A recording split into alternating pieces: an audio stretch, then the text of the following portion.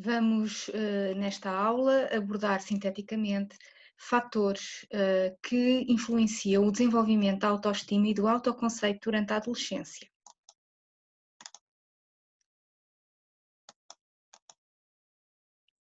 A autoimagem é a descrição que o indivíduo faz de si próprio e a autoestima é a avaliação subjetiva que o indivíduo faz de si próprio. E como é que se desenvolvem durante a adolescência a autoestima e o autoconceito? Tem aqui uma banda desenhada. A mãe diz ao Jeremy: Porque é que não és mais bem educado como o Hector? O pai diz: Quem me dera. Por acaso isto parece o professor. O professor diz: Quem me dera que seguisse o exemplo do teu irmão, Chad. Ele teve sempre 20 nas minhas aulas. O amigo diz-lhe: Tenta parecer mais como o Jimi Hendrix. Uma amiga diz-lhe: Podias parecer o Noah Weil se o teu cabelo fosse diferente e não tivesse uma penca tão grande. E o pai diz ao filho: Estás numa idade difícil, Jeremy, só tenho um conselho para ti: sê tu próprio. Ora, é difícil sermos nós próprios quando estamos sempre rodeados de conselhos às vezes contraditórios e quando não se sabe muito bem aquilo que somos, não é? Portanto, como é que podemos desenvolver uma identidade satisfatória e como é que podemos gostar de nós próprios quando ainda não sabemos muito bem aquilo que queremos.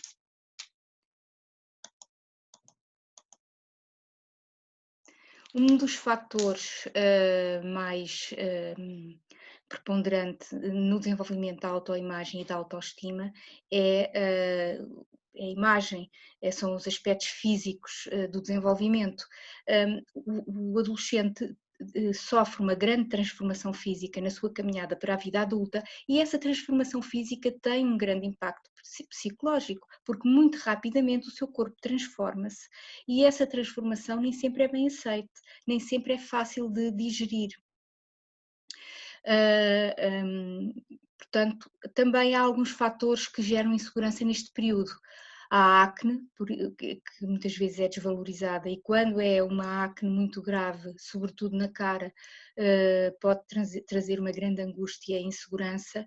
O peso, mais nas raparigas,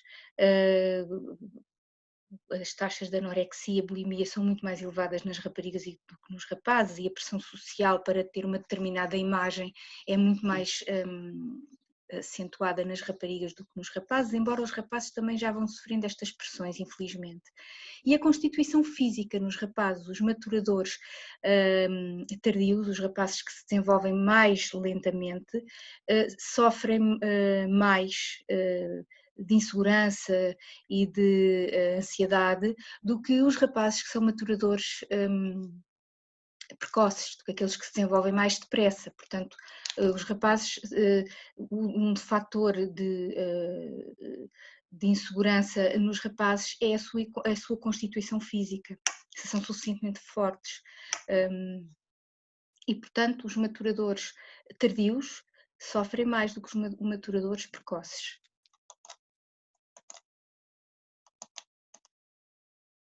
Já falámos no David Helking e na sua teoria da audiência imaginária e da fábula pessoal, que são expressões do egocentrismo, e deixo-vos aqui alguns links para poderem explorar um pouco melhor estas definições.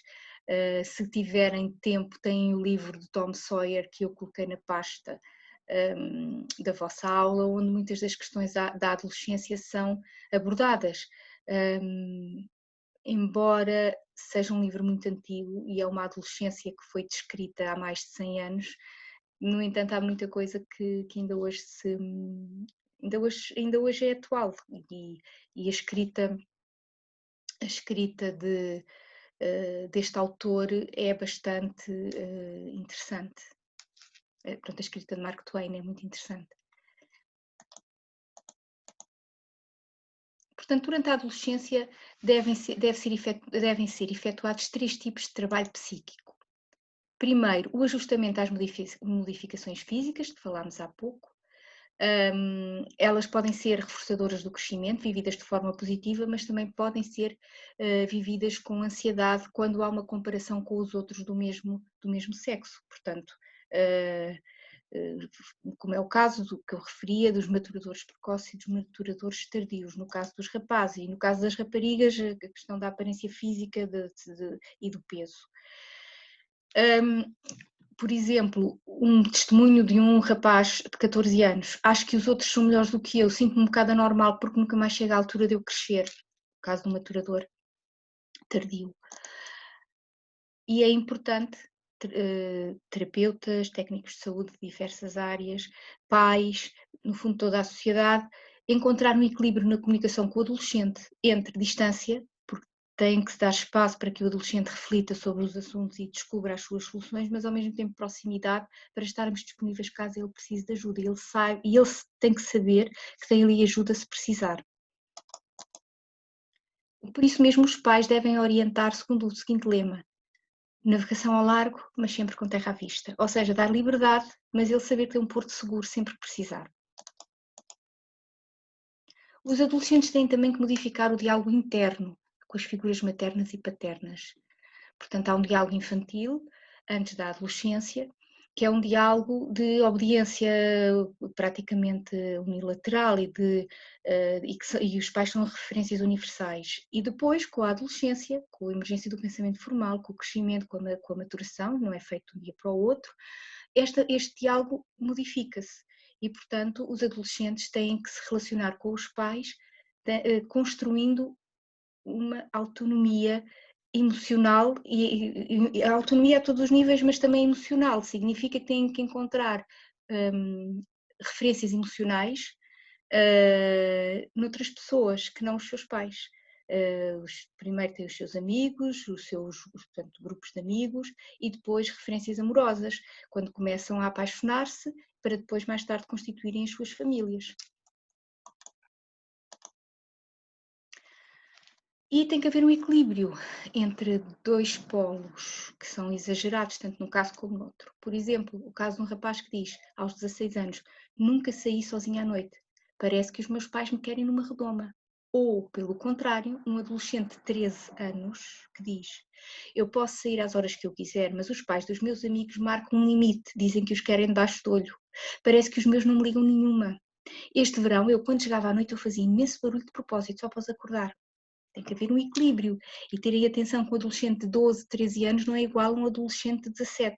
E isso exige que os pais estejam atentos aos seus filhos e que reajam em conformidade às necessidades dos seus filhos. É para isso que por isso os pais têm que ter também disponibilidade afetiva, emocional e até profissional para fazerem este trabalho. Não podem pensar que porque um jovem chegou à adolescência já é autónomo, sabe fazer tudo sozinho, não é verdade, precisam sempre de acompanhamento e de apoio emocional, é o tal navegação ao largo com terra à vista. E também outro trabalho psicológico fundamental, que é a alteração na relação com o grupo de pares, em especial com os do sexo oposto, porque no final da adolescência já está mais definida uma orientação sexual de caráter definitivo, ou mais definitivo pelo menos, maior autonomia face à família e um adequado equilíbrio entre identidade individual e social. Portanto, o grupo tem que ter importância. É importante que assim seja para que o adolescente possa desenvolver a sua identidade e ter uma boa autoestima e um bom autoconceito. Tem aqui outra banda desenhada em que os adolescentes retratados tentam aproximar-se das raparigas, mas de uma forma inadequada, porque ainda não têm experiência e são muito imaturos e, portanto, encontram uma cassete ou pensam que existe uma cassete que faz com que as raparigas se apaixonem subliminarmente. E é claro que a única pessoa que a reação for mais comum, e vai ser a reação de toda a gente, é a rirem-se a bandeiras despregadas da situação. E, portanto, depois o amigo diz ao Jeremy, e não é que te caem mesmo aos pés, porque caem de tanto te rir. com a ideia de cassete de amor subliminar, portanto, a questão da imaturidade ainda aqui muito presente.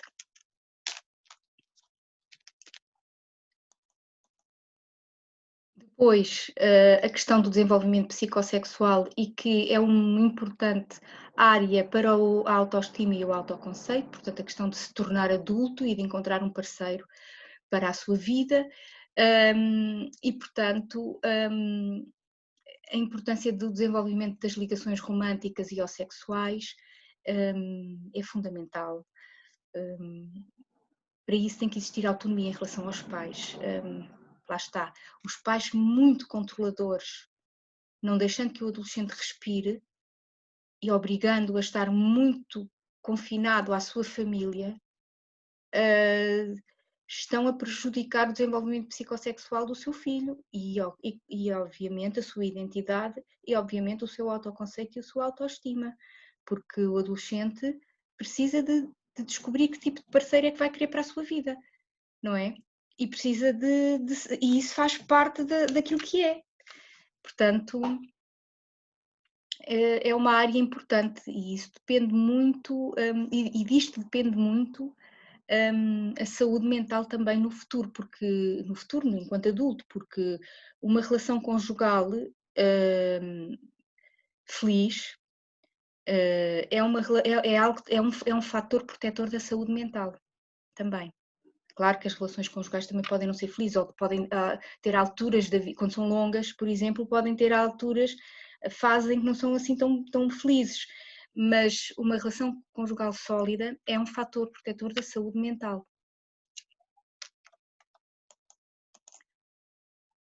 E há aqui esta banda desenhada que tenta exemplificar essa situação.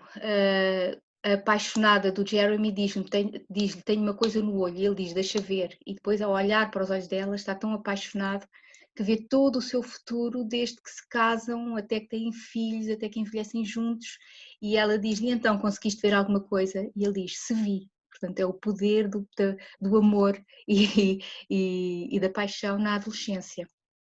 A capacidade de ver todo o futuro com uma só pessoa, com a pessoa de quem se gosta. Depois, as relações com os pares.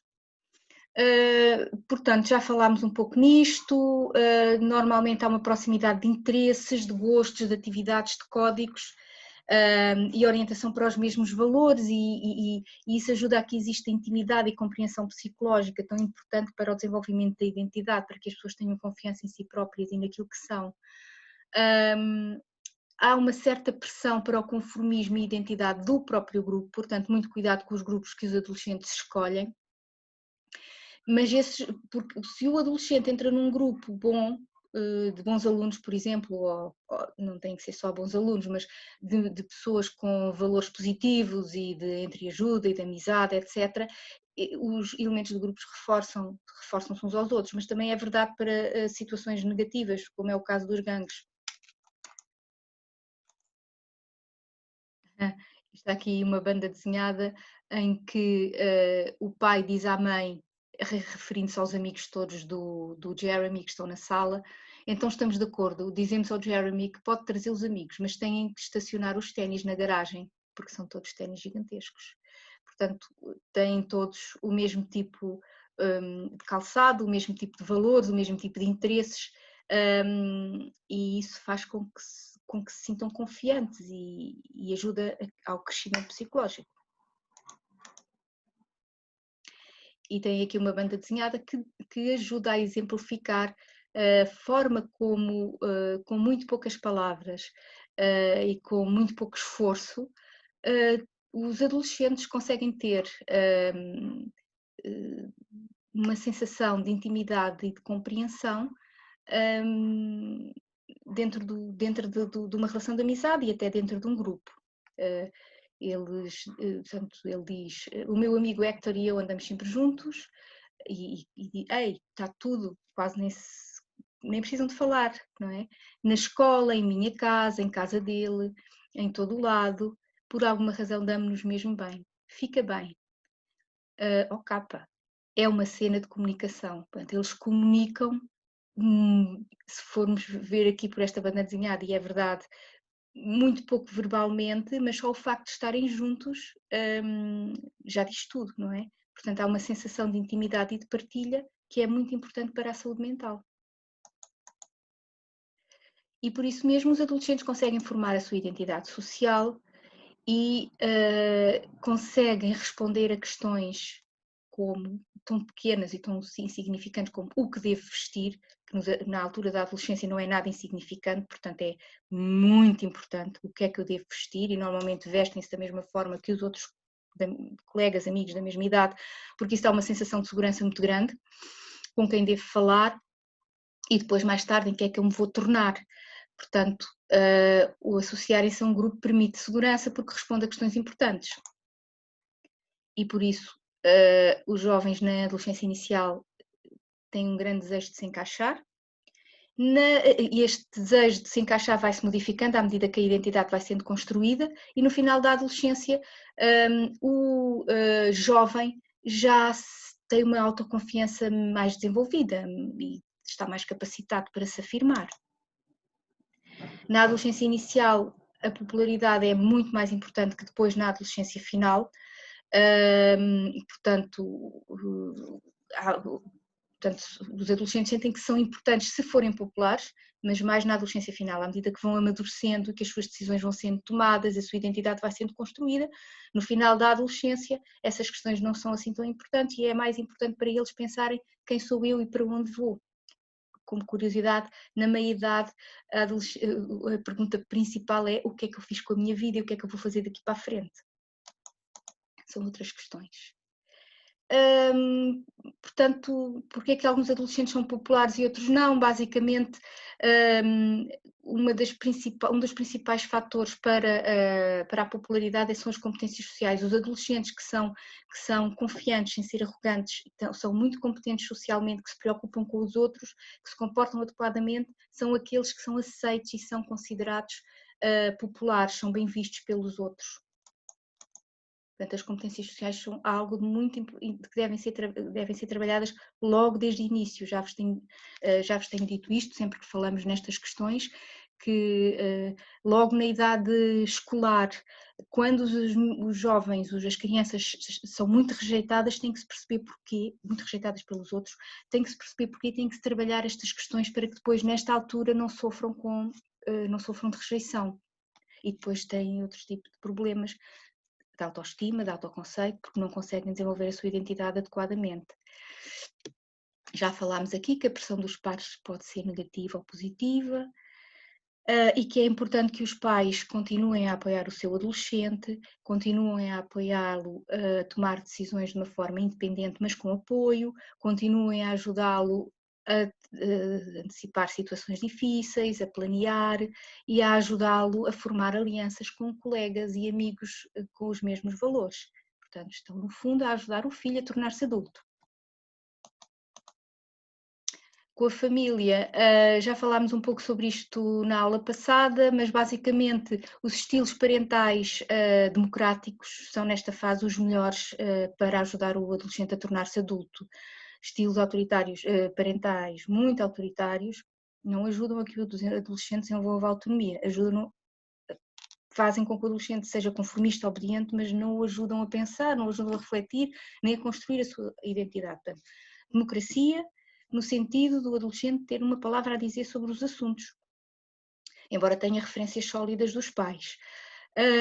Portanto, há sempre uma componente de desafio, mas este desafio muitas vezes está relacionado com assuntos como os horários, os estudos, a imagem, e na maioria dos casos não tem a ver com um desafio que leva à ruptura com os pais. Portanto, são assuntos que são, na grande maioria dos casos, resolvidos entre pais e filhos com o auxílio do diálogo, da compreensão e da comunicação entre todos.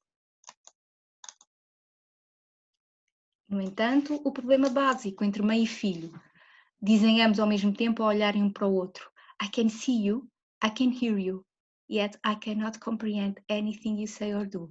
Portanto, uma fase em que pais e filhos às vezes não se conseguem compreender, embora se vejam uns aos outros e gostem uns dos outros. Portanto, o adulto nesta fase, deve ser um modelo. Nesta e em todas, mas nesta fase, sobretudo, que o adolescente quer transformar-se no adulto, então ele precisa de ver o que é ser um adulto. E deve ser o adulto a mostrar o que é ser adulto. Não é o adolescente que tem que mostrar que é adulto, é o adulto que tem que mostrar o que é ser adulto e ser uma referência para o adolescente na sua procura de identidade.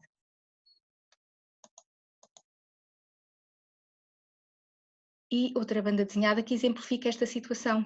O filho está com os auscultadores e a mãe fala com ele e diz-lhe que é impossível que ele esteja sempre com aqueles auscultadores nos ouvidos e que devia só colocá-los quando não quisesse ouvir ruído indesejado. E ele voltou a pôr os auscultadores nos ouvidos, porque para ele, nesse momento, a mãe, ao falar, era um ruído indesejado. Portanto,